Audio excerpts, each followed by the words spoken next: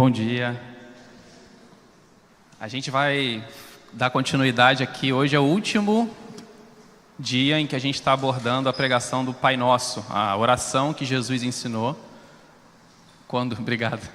Quando um discípulo perguntou para ele, falou assim: olha, João Batista está ensinando os discípulos dele a orar. Jesus, ensina a gente a orar também. A gente é seu discípulo, a gente queria aprender a orar. E hoje a gente está no último verso dessa oração maravilhosa que Jesus ensinou para a gente. E eu queria ler com vocês. Está lá em Mateus 6, versículo 13. Não sei se já está na tela. É um versículo bem curtinho. Isso. Eu vou ler todo, mas a gente vai se debruçar ali a partir do pois, tá? Eu cresci numa família católica e, curiosamente, esse texto não está em todos os textos bíblicos, né, nem em todas as traduções.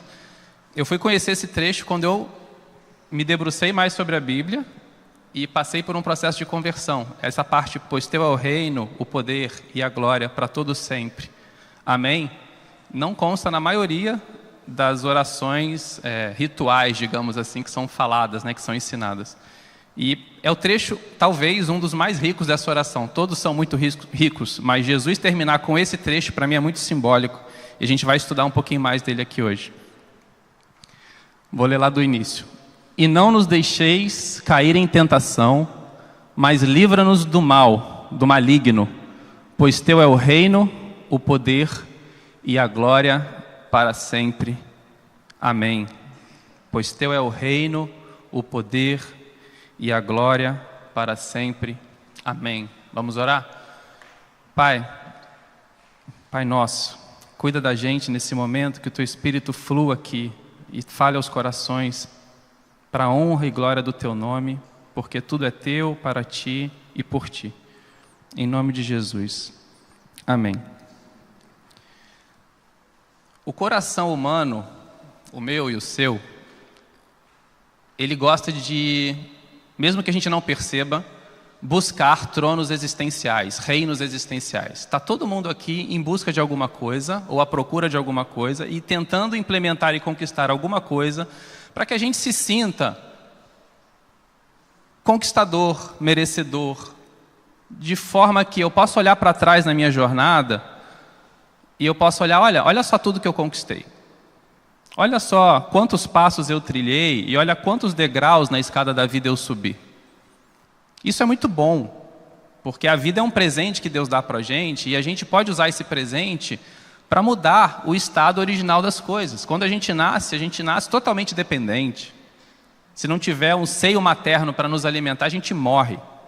Se não tiver alguém para cuidar da gente e embalar a gente sente frio. Mas no decorrer da vida, os degraus que a gente vai galgando vão permitindo a gente a ir saindo de um estado de dependência e trilhar cada vez mais um degrau de independência. E quando a gente vai adultecendo, me permita aqui a expressão, a gente vai esquecendo do quão dependente a gente é. A gente vai se esquecendo de que se não fosse alguém ter cuidado da gente lá atrás, a gente não estaria aqui hoje. E tem um lado muito bom disso. Tem um lado bom de você olhar para trás e falar assim, olha, há tanto tempo atrás eu não estava com uma família, hoje eu tenho uma família. Há X anos atrás, eu não tinha conquistado isso profissionalmente, hoje eu conquistei. Isso é bom, a gente vê mudança, a gente vê que Deus está transformando e abençoando a gente. O problema é que no íntimo de cada um aqui, a gente tem uma obsessão, digamos assim, pela construção de um reino pessoal. A gente quer ter um pouquinho de status, um pouquinho de domínio, um pouquinho de território. A gente quer ter algum controle, alguma força sobre alguém ou sobre determinadas circunstâncias. E a gente quer ter glória. A gente quer ter reconhecimento, a gente quer ter aplausos. A gente quer que as pessoas olhem para a gente e falem assim, nossa, ele merece ter chegado onde chegou. Ele fez por onde? Não é à toa, eu trabalho numa empresa. Você provavelmente trabalha numa empresa, ou tem uma empresa, ou trabalha de forma autônoma. Não é verdade que muitas pessoas, no contexto empresarial, gostam de se identificar pelo cargo que tem? É super comum. Por quê? Porque no fundo, a pessoa está ali se medindo por aquilo que ela representa dentro daquele contexto. É uma forma dela passar, ó, esse aqui é o meu controle, esse aqui é a minha força, esse aqui é o meu poder aqui dentro. Ou, muito comum hoje em dia, cada vez mais, as pessoas quererem mostrar o patrimônio que têm para se autodeclararem poderosas. Olha só. Ou então validarem o discurso que elas têm. Olha só. Olha aqui o que eu conquistei. Olha aqui o que eu tenho. Olha aqui onde eu cheguei. Logo, porque eu cheguei até aqui, você deve me ouvir. Por quê? Porque o que atesta a minha fala, o que atesta o meu discurso, não é a minha identidade, não são os meus valores, não são as minhas crenças, é o meu patrimônio. Ele é o validador para você me ouvir. Ele é o validador da minha existência. E a gente gosta também de ter poder. Quem aqui tem medo de andar de avião? Alguém? Ninguém tem medo? Só eu? Dos que têm medo de andar de avião e dos outros que acham que não tem medo. Quem que prefere dirigir um carro? Amém. É mais seguro, não é? Eu tô no controle. Eu confio em mim, eu estou no controle. Agora, racionalmente, a gente sabe que as estatísticas mostram que o que é mais seguro? Avião. E por que eu continuo, no auge da minha inteligência, preferindo andar de carro, ou me sentindo mais seguro andando de carro? Porque eu estou no controle. Refraseando aqui. Porque eu acho que eu estou no controle. Eu acho. Porque minha mão está no volante. Se eu vou para a direita, o volante vai para a direita e o carro vai para a direita. Se eu boto o pé no freio, o carro freia. Se tem turbulência num buracão aqui na nossa querida Avenida das Américas, eu boto o pé no freio, paro e acabou a turbulência.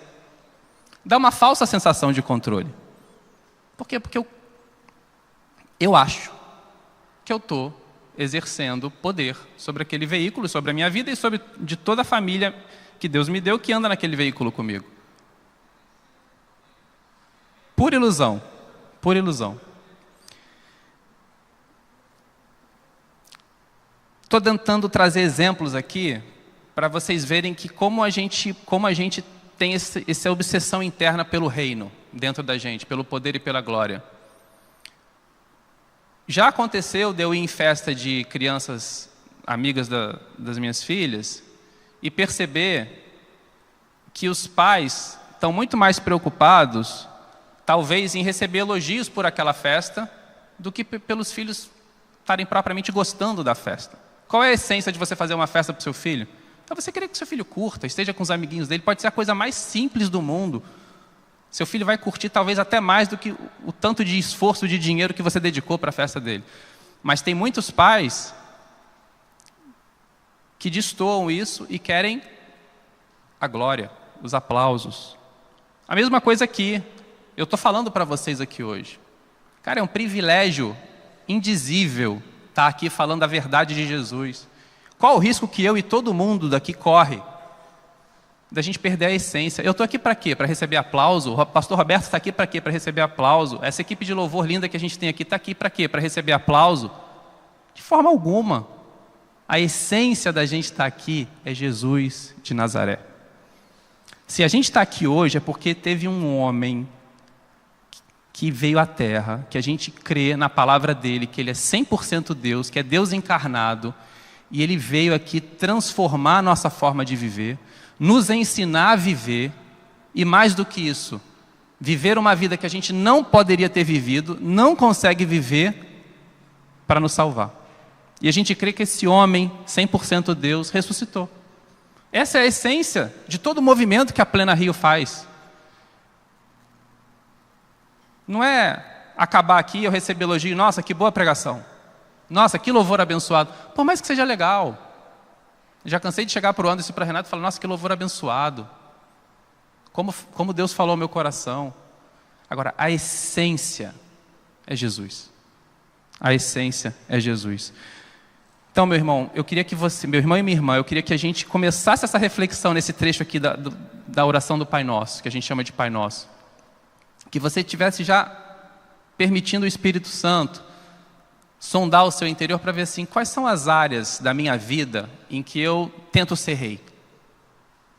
Quais são as áreas da minha vida em que eu tento receber poder ou exercer poder? Quais são as áreas da minha vida que eu gosto de receber glória? Que eu gosto de receber aplauso? Que eu gosto de ouvir que eu sou tudo que eu tenho controle? Quando Jesus termina essa oração, ele está dizendo para a gente o seguinte: o mundo já tem um rei. E é curioso a gente pensar nessa oração, né? Porque se você não ouviu todas as pregações até aqui, todas as reflexões que a igreja deu até aqui da oração do Pai Nosso, depois ouça. A gente está falando de ensinamentos riquíssimos e a gente passou por diversos pedidos. Quais pedidos a gente já passou aqui na oração do Pai Nosso, na reflexão? Orem assim: Pai, me dá o pão de cada dia, me livra do mal, perdoa as minhas dívidas, assim como eu tenho perdoado os meus devedores. Mas chega no final, as petições acabaram. A última frase da oração de Jesus é: Senhor, olha, tudo que eu pedi até aqui, me dá, me concede, me perdoa, me dá o sustento, me dá o pão diário. Mas me faz terminar essa oração, me faz viver com a convicção de que, no final das contas, no final do dia, tudo é teu, tudo é para ti, tudo é por ti. Então, a gente termina a oração com uma declaração de descanso. E eu acho que a nossa geração precisa mais do que nunca dessa declaração de descanso. A gente precisa descansar. A gente precisa sair desse falso trono em que a gente se colocou, como se a gente fosse o ó do Borogodó. E como se tudo que eu fizesse fosse lindo. E como se eu sempre precisasse alcançar mais. Não, eu não preciso alcançar mais. O que Jesus está ensinando para a gente no final da oração: olha, existe um momento da oração em que a gente para de pedir. Isso é difícil, né? Todo dia a gente ora com as minhas filhas lá, eu e Rebeca. Se eu paro para analisar as orações que a gente faz com a Belinha e com a Gigi, 90% do tempo da oração é petição. Ou agradecer, a gente tenta agradecer muito também. Acaba virando um diário do dia. Pai do céu, obrigado por tudo que a gente fez, obrigado pelo que a gente fez isso hoje. E pede um monte de coisa também. É difícil a gente reconhecer: Senhor, está vendo a minha listinha de pedidos e de desejos aqui? Eu quero todos. Eu quero confidenciar para Ti, Senhor, os meus maiores sonhos. Esses são os meus maiores sonhos para a vida. Mas Jesus nos convida a terminar a oração pegando essa listinha de sonhos e falando assim: Senhor, eu acho que esses sonhos não são tão grandes assim, porque no final tudo é Teu, tudo é para Ti, tudo é por Ti. Então me ajuda a descansar. Porque quando eu estou dizendo para Ti que esses são os meus maiores sonhos, eu estou dizendo para Ti, na visão do reizinho mandão que está aqui do outro lado, o que eu acho que é bom e grande para mim. Jesus termina essa oração nos ensinando a descansar. Deus é rei, Ele tem um reino, Ele domina cada centímetro quadrado da existência. Deus tem o poder, porque Ele pode e sustenta todas as coisas. Não nós. É Deus que governa cada centímetro quadrado da existência, não a gente. E Ele tem toda a glória, porque tudo que existe na criação existe para reconhecer e revelar a beleza de Deus. Então a gente termina a oração do Pai Nosso como oração de repouso, de descanso, de sossego, de acalmar o coração. Eu paro de pedir e agora eu tento aprender a desfrutar de Deus, porque tudo que eu busco, grave isso, meu irmão, tudo que eu busco, tudo que você busca, nomina no seu coração. O que você mais busca hoje? É passar no vestibular? É conquistar o cargo tal dentro do seu universo empresarial? É ter uma família? é progredir financeiramente, tudo que você mais busca hoje já está em Deus. E existe uma falsa ilusão de que o que a gente mais precisa é aquilo que a gente quer. Não é. O que a gente mais precisa é Deus. E Jesus termina a oração com Deus. Porque se a gente tem Deus, a gente já tem tudo que a gente precisa. Então é como se Jesus tivesse, ao falar essa frase aqui, ensinar essa frase para a gente, ele estivesse dizendo: Deus, eu confio em você. Pega a minha listinha de desejos, mas eu quero terminar assim. Eu não quero terminar com a minha listinha de desejos. Eu quero terminar dizendo que eu confio em você, porque eu sei que tudo está nas suas mãos. Amém? É fácil. É um exercício diário. A oração do Pai Nosso não é um negocinho bonitinho que a gente recita quando alguém falece, ou quando alguém nasce, ou numa colação de grau, ou no Natal. A oração do Pai Nosso é um exercício diário do coração. E eu queria aprofundar um pouquinho mais nas 3 partes que Jesus ensina para a gente aqui nessa doxologia, nessa declaração, nesse louvor, nessa confissão que Ele ensina a gente a fazer. Primeiro, teu é o reino. Você já está cansado de ouvir isso aqui nessa igreja, tenho certeza. Mas eu queria te lembrar que Deus reina soberanamente sobre tudo. Para não ficar tão abstrato, porque Deus reina soberanamente sobre tudo, fica muito abstrato. Jesus deu um ar mais de particularidade para essa frase. Ele falou assim: olha, nenhum fio de cabelo cai da sua cabeça sem que Deus saiba, sem que Deus permita. Deus governa e reina soberanamente sobre tudo. Tudo é dele. Eu já falei isso aqui uma vez, há muito tempo atrás. Você sabia que a gente está numa galáxia e a gente está na Via Láctea? E na Via Láctea, a gente não tem certeza até hoje quantas estrelas existem. Os cientistas estimam de 100 a 400 bilhões de estrelas. Só uma margem de erro aí de 300 bilhões de estrelas. A Via Láctea, ela tem 100 mil anos-luz de diâmetro. Isso significa que se existisse uma nave espacial estilo Star Trek, que viajasse na velocidade da luz, para eu completar todo o diâmetro e viajar de um ponto a outro da Via Láctea, eu demoraria quantos anos? 100 mil anos. Isso se eu viajasse na velocidade da luz. E, para te deixar mais perplexo, assim como eu fiquei, a Via Láctea é apenas uma das 140 bilhões de galáxias que existem. E aí? Dá para mensurar esse... Não dá, gente. Então eu não estou dizendo aqui que Deus é soberano sobre essa cadeira. Deus é soberano sobre essa igreja. Ele é? É. Deus é soberano sobre o fio de cabelo que cai da minha cabeça? É. Mas vamos sair do nosso mundinho, do nosso umbigo. Deus está sustentando o universo, o cosmos. E eu estou preocupado com a minha vidinha aqui? Estou. E você está? Está também. E tem alguma coisa de errada nisso? Não. Jesus ensinou a gente a pedir o pão nosso de cada dia. O Criador do universo, aquele que é o Logos de Deus, que é a palavra encarnada, que foi a palavra que criou o mundo, Ele está ensinando a gente, enquanto Ele sustenta 140 bilhões de galáxias, Ele está ensinando a gente a pedir o pão de cada dia. Aí você pode falar assim: pô, Fernando, você está me deixando confuso. Você está dizendo que para eu não ficar no meu mundinho, para eu não ficar no meu umbigo, ao mesmo tempo você está dizendo que Jesus ensinou a gente a pedir o pão nosso de cada dia? É, mas a provocação aqui é justamente essa. A provocação aqui é: peça sem se apegar ao seu pedido. Peça sabendo que Deus sustenta as coisas. Peça sabendo que não é o pão seu, não é o pão da sua família, é o pão nosso. E que o Jesus, o Deus, o Senhor, que a gente crê, que sustenta o universo e não permite que ele caia ou ande indefinidamente sem propósito, Ele também está preocupado com a sua vida. A Bíblia não ensina para a gente que não é importante eu orar pelo meu sucesso profissional, familiar, financeiro. Não.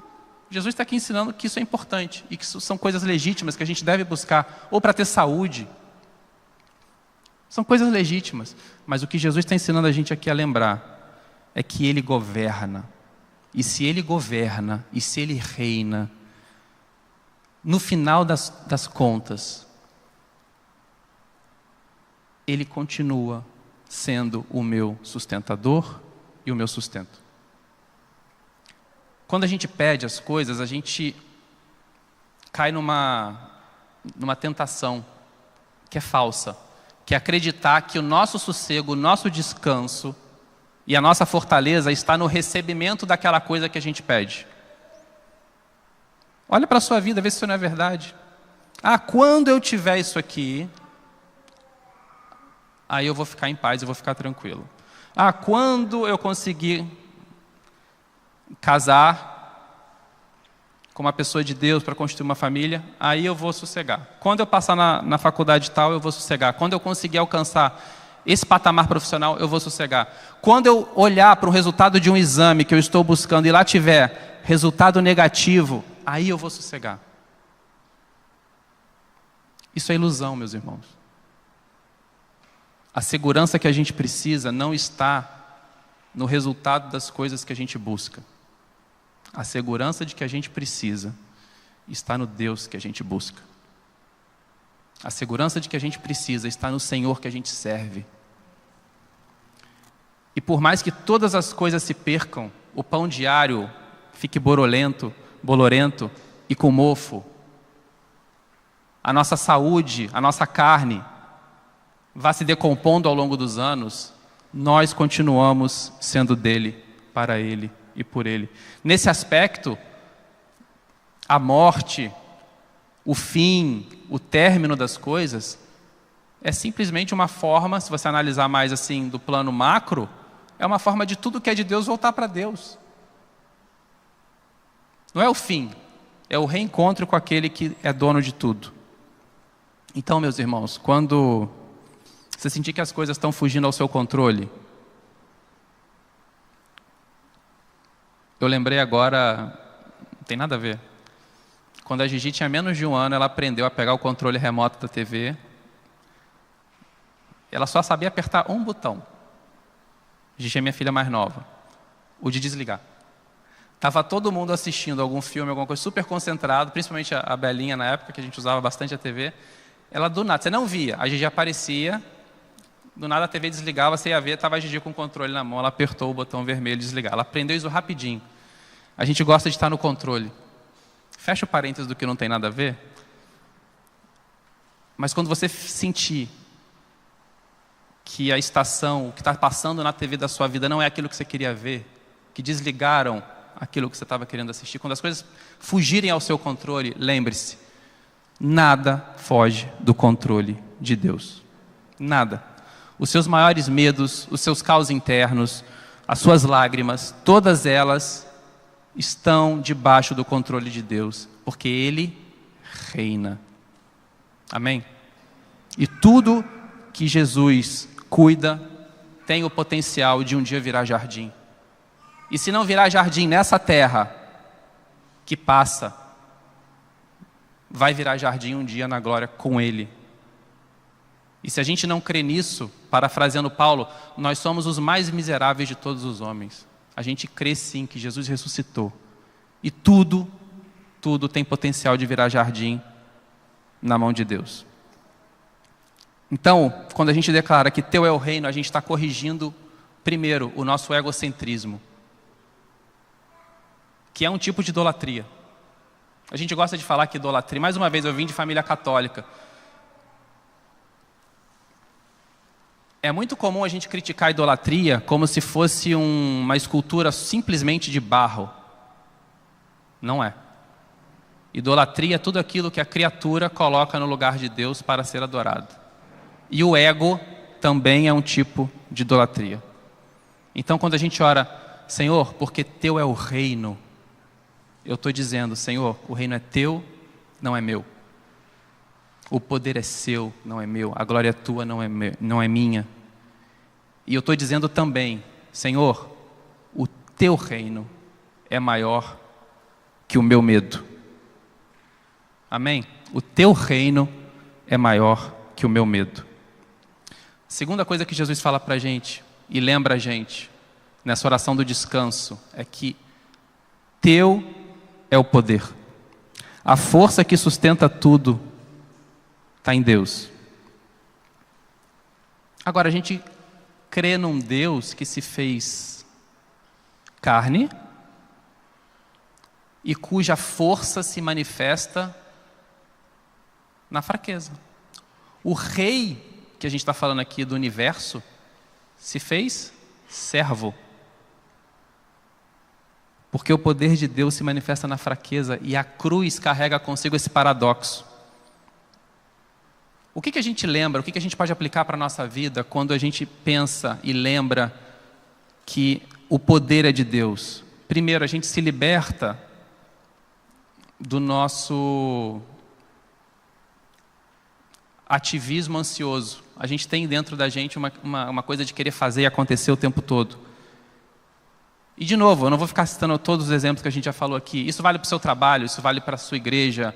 A gente pode estar na melhor das intenções, acreditando que tudo que a gente faz depende da nossa força. Não, não depende da nossa força, não depende da minha força, não depende da sua força. Depende de quem tem o poder. Eu posso pegar todas as sementes que Deus me der e plantar. Depende de mim o crescimento? Não depende de mim o crescimento. Porque o poder está em Deus. O poder de dar o crescimento está em Deus. Não está em mim. Ele me deu instrumentos e meios para tentar fazer com todo o meu esforço que aquela semente floresça. Mas o modo como ela cresce, se ela cresce e o tempo que ela cresce, não dependem de mim, dependem de Deus. Então, liberte-se do seu ativismo ansioso. Faça tudo o que tiver ao seu alcance, mas chega uma hora que você tem que parar e falar assim: Senhor, eu vim até aqui. Está nas tuas mãos, Senhor. Está nas tuas mãos. E lembra a gente também que ter poder, diferente do conceito do mundo, não é conquistar. Ter poder sob a ótica do reino é doar-se, dar-se. Dar de si e dar do seu. Percebe como é diferente? Quem é que tem poder hoje aqui, no mundo que a gente vive? Tenho certeza que vão vir alguns nomes na sua cabeça, principalmente em tempos esquisitos que a gente vive. No meio político, no meio econômico, no meio empresarial. Quem tem poder é quem tem poder tecnológico, financeiro. Quem tem poder é quem tem o poder de impor tarifas sobre outros países e não sofrer nada. Esse é o conceito de conquista, é o conceito de imposição, de domínio, de força. Para Jesus de Nazaré, poder é servir, é dar do seu e dar de si. Então ele redefine o poder humano. Ele lembra que não depende da minha força e ele lembra que o poder é tudo aquilo que eu uso ou disponho para fazer a obra dele aqui na terra. Isso é poder. Tu é a glória. A gente já falou um pouquinho aqui também. Só vamos cavar um pouquinho mais. Eu e você não existimos e não fomos criados para buscar glória. Não fomos. É bom receber merecimento? É bom receber reconhecimento? Claro que é. Claro que é. É bom, é da vida, faz parte. Mas a vida não é sobre isso. Nós não fomos feitos para buscar glória, a gente foi feito para refletir glória. E a gente cantou muito sobre glória aqui hoje. O que é glória? O que é glória? Eu me preocupo um pouco com esses conceitos meio abstratos, que a gente fala, e a gente não para tentar tangibilizar o que eles significam. O que glória significa? Glória é a beleza da santidade de Deus em ação. Glória é a beleza da santidade de Deus em ação. Quando eu falo que dele é toda a glória, eu estou dizendo o seguinte: Deus, tudo que existe de belo no universo é um reflexo da tua santidade, e eu vejo a sua mão agindo nesse planeta. Isso é glória. E a gente foi feito para refletir essa glória. Toda a criação existe para refletir a beleza de Deus. Tinha um poeta que dizia, esqueci o nome, Ferreira Goulart, se eu não me engano. Ele se debruçando sobre o que outros escritores já tinham refletido, ele dizia o seguinte: por que a gente precisa de beleza? Por que a gente precisa ter uma vida bela? Por que a gente precisa olhar para a natureza, para o céu, para o cosmos, para a vida de outras pessoas e reconhecer o belo? E ele diz o seguinte: porque a alma se alimenta de beleza. Eu achei essa frase assim, sensacional. A alma se alimenta de beleza. Assim como o meu estômago, o meu corpo se alimenta de comida, e a minha fé se alimenta da palavra de Deus, a minha fé e a minha alma também se alimentam de beleza, porque se alimentar da palavra de Deus é se alimentar da beleza que existe nesse Deus. Então, meus irmãos, eu não estou falando só de beleza de natureza. Tudo que existe na vida, no dia a dia, em que você reconhece beleza, lembre-se que não é a beleza sozinha, por si só, daquele ato que você viu. Você viu um gesto de perdão numa situação em que o perdão era praticamente inimaginável, é um gesto de beleza. Então, o cônjuge que perdoa o outro cônjuge numa situação caótica é um gesto de beleza. A mãe e o pai que acordam de madrugada, com privação de sono, para cuidar do seu filho, quando não aguentam mais, é um gesto de beleza. E tudo isso aponta para a glória, para a santidade de Deus em ação. Sempre que você, no seu dia a dia, abre mão de uma resposta agressiva, isso também é manifestação da beleza, da santidade de Deus em ação. Então, vamos glorificar esse Deus. Vamos glorificar esse Deus. Sabe aquela coisinha de, quando vier o sangue quente, conta, quando estiver fervendo aí dentro, conta de 1 até 10 antes de responder. É um conselho muito bom, que ajuda, né? Tem gente que conta assim, 1, 2, 3, rápido, só para dar a resposta logo. Não é esse o intuito. Mas mais do que isso, é a gente lembrar que se eu der uma resposta com furor, eu não vou estar manifestando a glória de Deus. No final é Deus, porque tudo é dele, por ele e para ele. Quando a gente declara que tu é a glória, Jesus nos lembra que a gente tem que se libertar do nosso narcisismo espiritual. Nós temos um potencial de ser narcisos espirituais que a gente não dá conta. E aí isso me lembra de uma frase que a gente cantou aqui hoje. Para mim, a frase mais linda daquele louvor. Da tua graça eu preciso, mais do que eu possa dizer. Essa frase para mim é profunda, muito profunda. Ia usar um superlativo aqui, não sei nem se existe. Profundiosíssima. Enfim, essa frase para mim é muito profunda.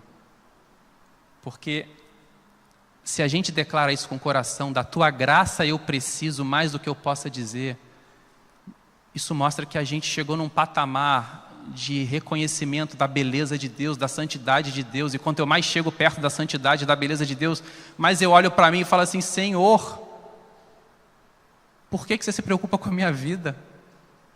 Eu preciso muito da sua graça. As pessoas veem um lado bonito do Fernando. Só o Senhor me conhece como eu sou. E mesmo assim o Senhor escolheu me amar. Da tua graça eu preciso mais do que eu possa dizer. Eu não sei nem nominar todas as áreas da minha vida em que eu preciso de Jesus. Não sei.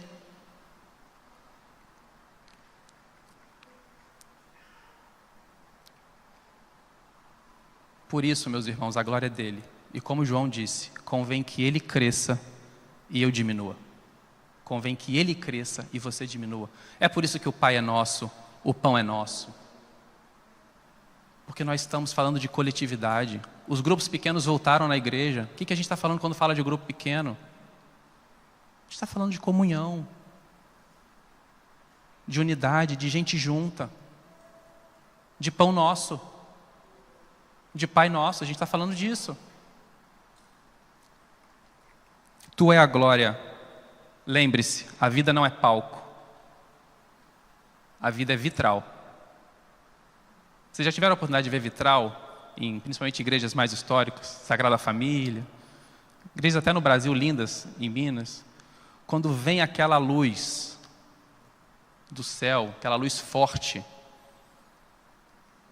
ela perpassa aqueles vidros do vitral e causa um efeito belíssimo em quem está vendo dentro.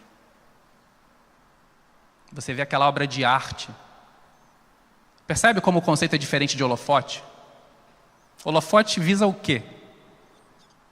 Em centrar quem está no palco. Mas a vida não é palco, a vida é vitral.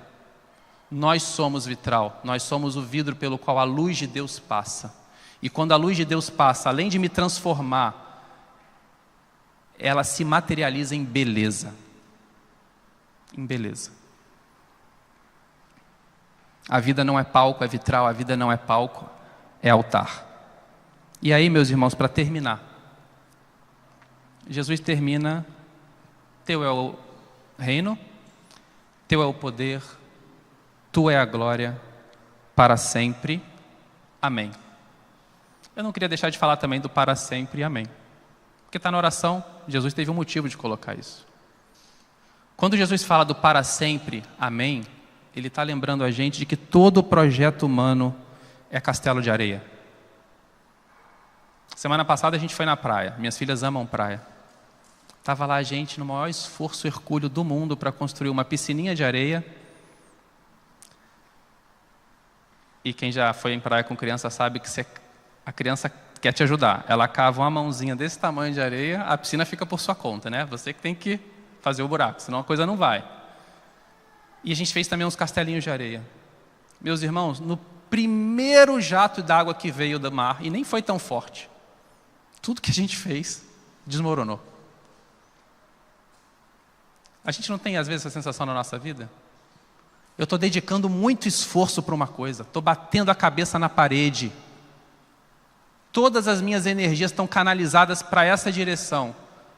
Parece que vem uma ondinha do mar, uma marolinha, e bota tudo terra abaixo.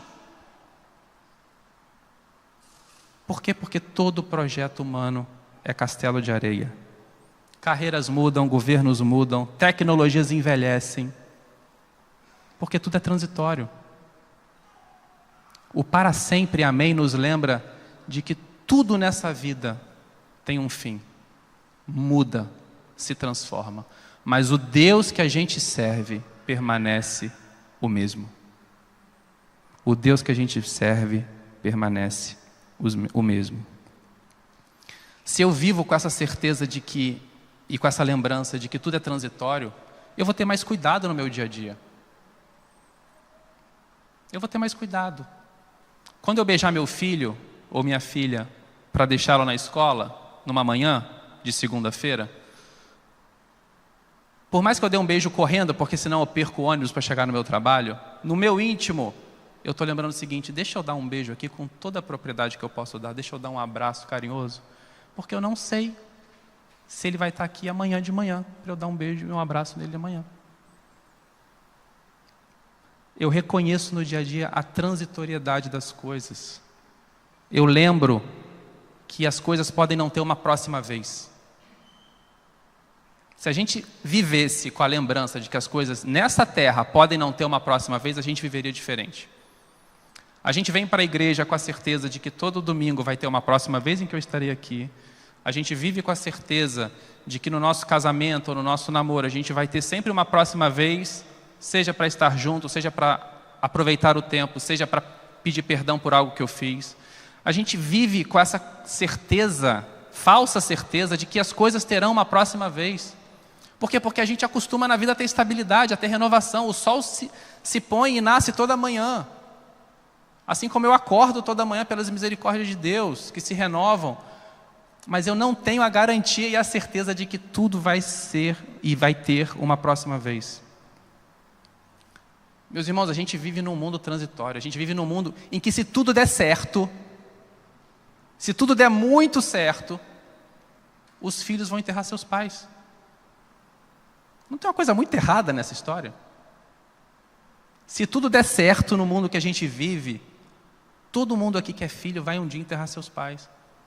Esse é o ciclo natural da vida, tudo é transitório. Então vamos viver com a lembrança, vamos viver com a lembrança de que as coisas podem não ter uma próxima vez. Só Jesus nos dá a garantia de que nós temos a eternidade ao lado dele. E sabe o que eu acho curioso? E aí que a gente vai terminar de vez. Se você vai para a filosofia, e hoje está muito em voga esse tipo de discurso, de novo, eu sempre faço um contraponto, né? Eu critico para descriticar, para tentar chegar num ponto de equilíbrio. Hoje está a cultura do desapego. Cultura, quem tem filha idade que pegou Frozen, é a cultura do let it go. Desapegue-se. Desapegue-se porque a vida passa. Tem um lado bom de resgatar na gente essa lembrança, olha, não se apega tanto às coisas não, porque as coisas não te pertencem, e de fato as coisas não me pertencem, é Deus que é o Senhor de tudo, eu sou só mordomo. O mordomo é aquele que não possui os bens que administra, então eu administro tudo para Deus. Minha vida não é minha, a minha esposa não é minha, minhas filhas não são minhas, tudo é de Deus. Amém. Não vou me apegar. Mas eu não consigo viver isso tão, assim, acho difícil. Como é que quando eu for dar um beijo na minha filha de manhã, numa segunda-feira de manhã que ela estiver indo para a escola, como que eu não vou me apegar àquela beleza de Deus manifesta na minha filha, fruto do nosso amor? Como? Eu não acho que a resposta seja se desapegar. E Agostinho dizia isso. A resposta é outra. É apegue-se à criação de Deus, o que é belo, o que é lindo, o que Deus deu. Mas não se apegue a tal ponto daquilo virar o centro da sua vida. Logo, o que Agostinho dizia era, apegue-se. Mas o que você precisa não é se desapegar, é apegar-se mais a Deus. E aí, meus irmãos, eu falo para mim, eu falo para vocês. A gente precisa se apegar mais a Deus. A gente precisa se apegar mais a Deus. Quando eu olho para uma situação, para uma circunstância, para a fotografia de uma realidade, e eu vejo, eu enxergo uma distância entre o que eu gostaria e a fotografia que eu vejo, eu preciso lembrar que o poder não está em mim, que o controle não é meu, que a glória não é minha e que existe um rei que reina. Eu preciso me lembrar que não é me desapegando das coisas que eu vou colocar o meu coração no lugar certo. É me apegando mais em Deus do que eu me apego nessas coisas que eu vou colocar o meu coração no lugar certo. E eu preciso me lembrar que o que eu mais desejo, o que eu mais preciso na vida, não são o resultado das coisas que eu busco, mas sim o Deus que eu busco. Amém? Eu queria te convidar a orar. Queria que você baixasse sua cabeça, queria que você refletisse, tivesse um momento a só seu de oração. A gente está falando aqui de oração, hoje é o último dia que a gente está refletindo sobre a oração do Pai Nosso. Eu queria que você tivesse um momento seu com Deus, antes da gente fazer a oração final. Que você possa abrir seu coração para Deus e lembrar de tudo que a gente refletiu aqui nessa manhã, dessa espiritualidade do descanso, da gente ter o coração menos ansioso e mais apegado naquilo que Deus é. Fala com o teu coração que tudo é dele, tudo é para ele, tudo é por ele, que tudo está nas mãos dele. E que nada, nem ninguém tem o poder de tirar você das mãos dele. Conversa com Deus nesse momento.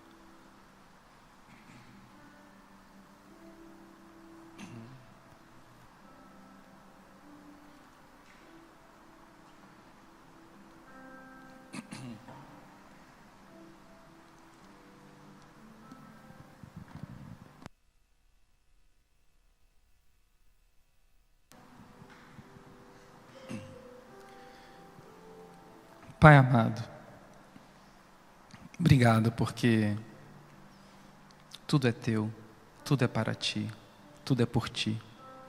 Em ti foram feitas todas as coisas. E sem o poder da tua palavra, sem o Senhor, nada do que existe existiria. E nada do que foi feito se fez. Pai, todas as pessoas que estão aqui vieram de um ventre materno. E a gente, quando estava no ventre materno, a gente não tinha nem cuidado sobre si, nem se reconhecia como nós mesmos. E o Senhor já cuidava de nós. O Senhor cuidou de cada dia da nossa existência, mesmo que antes da gente se entender por gente. Obrigado, Pai, porque a tua mão, o teu cuidado, a tua provisão, o teu sustento, a tua proteção, a tua misericórdia, a tua graça se renovam dia após dia sobre nós. Lembra o nosso coração, Senhor, de que a gente não precisa das coisas materiais. Lembra o nosso coração de que a gente não precisa das coisas que os nossos olhos podem ver ou gostariam de ver. Lembra o nosso coração de que a gente precisa de Ti. Precisamos de Ti, Senhor. Só de Ti, nada mais. Só de Ti, Senhor. Da Tua graça a gente precisa mais do que a gente consiga dizer, Senhor. Vem sobre nós com a Tua graça. Derrame em nós a Tua graça. E acalma o nosso coração ansioso. Acalma o nosso coração medroso. E lembra a gente de que Teu é o reino, Teu é o poder, Tua é a glória, para sempre. Para sempre. Amém.